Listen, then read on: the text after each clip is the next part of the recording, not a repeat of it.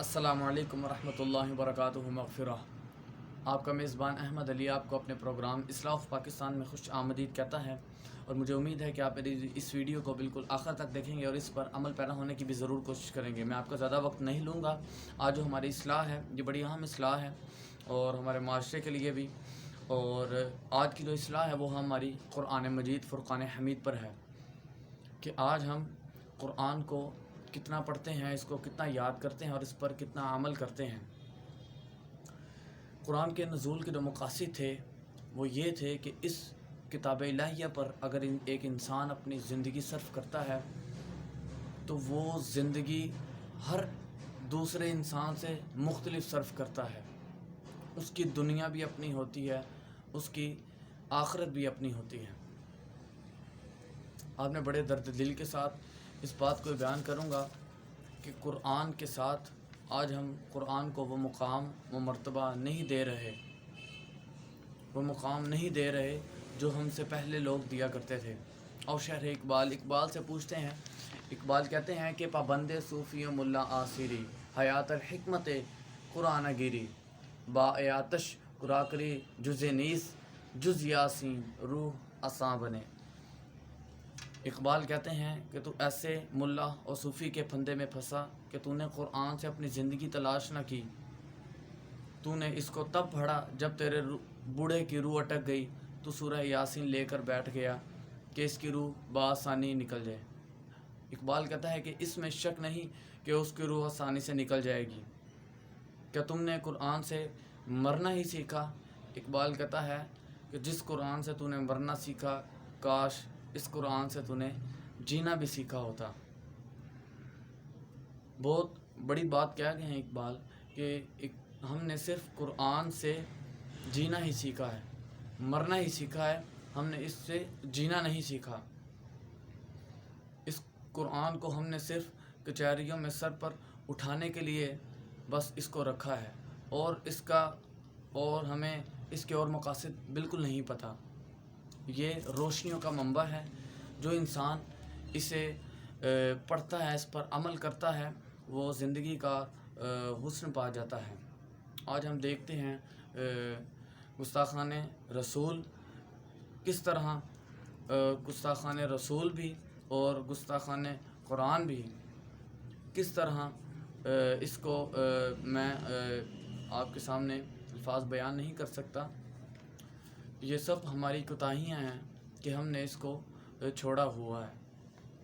جب مسلمان اس پر عمل کرتے تھے تو اس کی عزت تھی، عزت اور ذلت بالکل اس کی اللہ کے ہاتھ میں ہے، اور اس کتاب کا ذمہ بھی اللہ نے اس لیے خود لیا ہے۔ لیکن اس کی حفاظت کرنا بھی ہماری ذمہ داری ہے، اس پر عمل کرنا بھی ذمہ داری ہے۔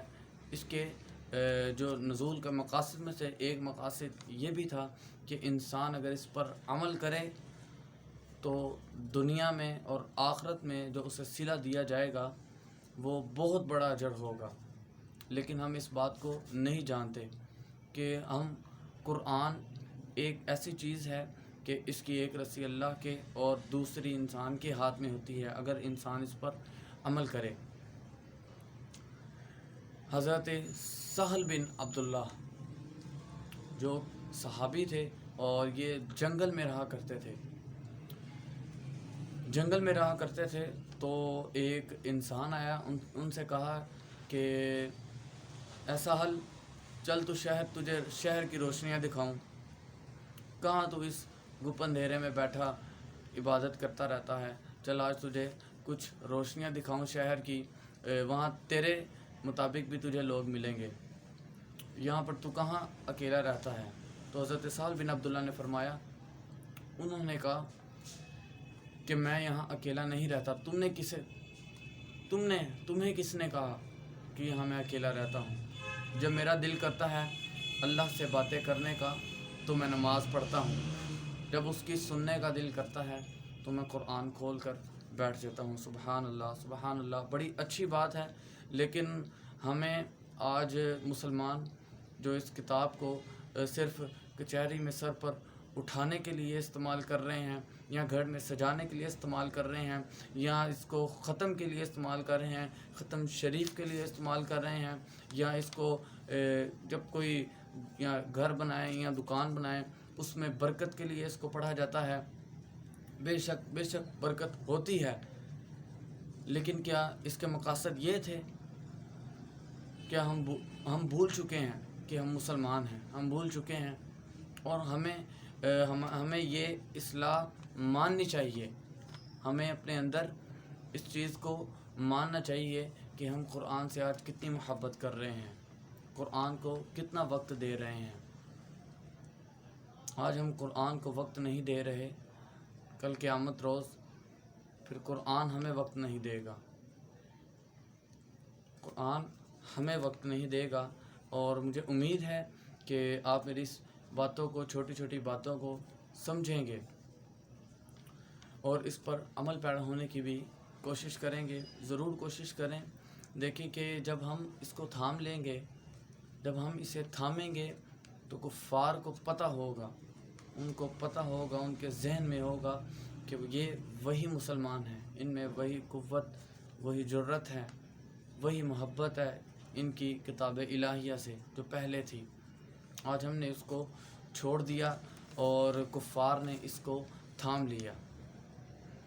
آج ہم بہت بڑی ایجادات دیکھتے ہیں، لیکن ہم کہتے ہیں کہ سائنس کہتی ہے کہ ایجاد ہم کر رہے ہیں، اور ہم بھی مان رہے ہیں کہ ایجاد سائنس کر رہی ہے۔ ہم کہتے ہیں کہ سائنس بہت ترقی کر رہی ہے۔ کبھی کسی نے کسی کے منہ سے یہ الفاظ سنا ہے کہ سائنس قرآن سے ترقی کر رہی ہے؟ کبھی کسی نے یہ کہا ہے کہ کیا ہم بھی اس سے ترقی کر سکتے ہیں؟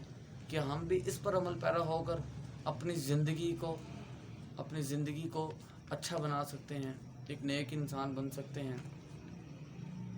ضرور کوشش کریں، ضرور اس پر نظر کریں، اور مجھے آپ سے بڑی التماس اور گزارش ہے کہ قرآن کو وقت دیا کریں، قرآن کو وقت دیا کریں اور قرآن کو وقت دیا کریں۔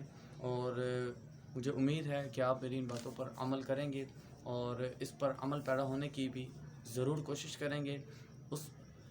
اور جب تک ہم اس کتاب کو تھامے رکھیں گے تب تک ہم اللہ کے نزدیک رہیں گے اور اللہ کی نظروں میں رہیں گے۔ تب تک کے لیے السلام علیکم ورحمۃ اللہ وبرکاتہ و مغفرہ۔